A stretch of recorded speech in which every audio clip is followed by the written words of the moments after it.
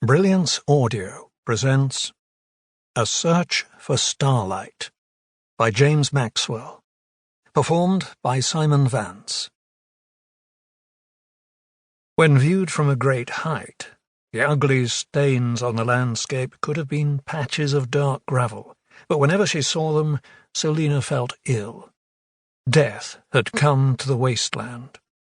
Selena was farcasting. Like her parents before her, she was a mystic.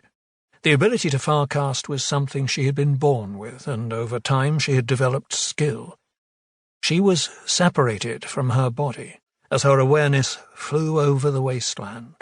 Under the light of two suns, a rugged landscape of red dirt, boulders, and man-sized cactuses passed below her.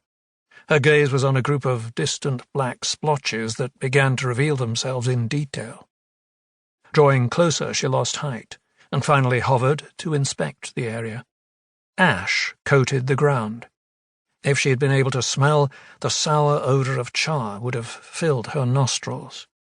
She was looking at what had once been a small settlement, a cluster of 3 homesteads that now lay in ruins. Everything was burned away, with each house only distinguished by the shape of its cinder pile.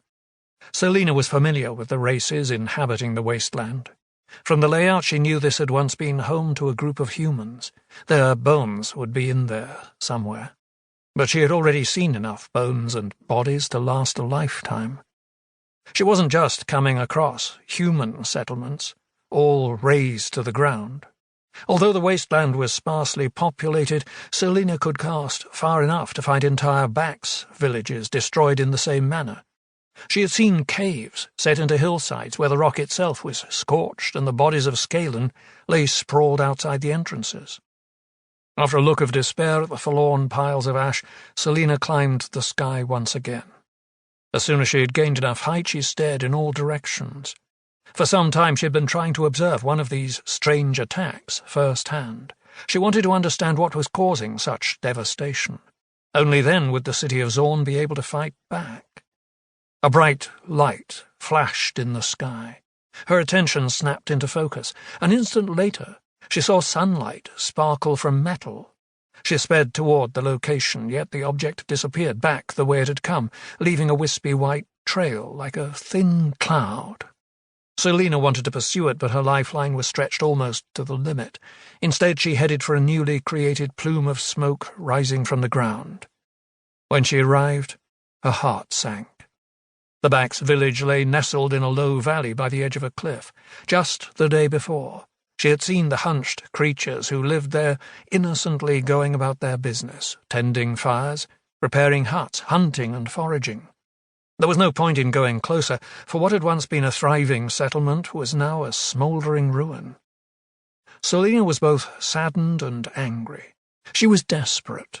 Some kind of machine in the sky had suddenly appeared and then was gone. She needed to understand what it was. There was one thing she knew for certain.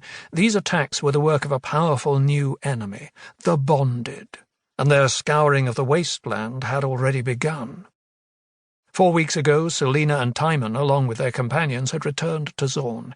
Even more time had passed since they had witnessed the fall of the firewall that had trapped them in the wasteland all their lives. Selena now worked with Elsa, the leader of Zorn, using her abilities to find out what was happening beyond the city. She had learned that entire homesteads and settlements were being systematically destroyed. The pattern of the attacks always came from the same direction and was drawing nearer and nearer to Zorn. Selena had been told why. The strange race, known as the Bonded, were engaged in a long-drawn-out war far from this world that Selena called home. Their tall, powerful warriors were aggressive hunters and killers.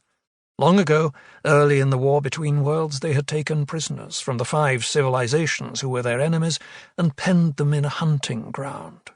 Everyone trapped within the firewall had been put there as prey, quarry for the Bonded to hunt and take trophies from.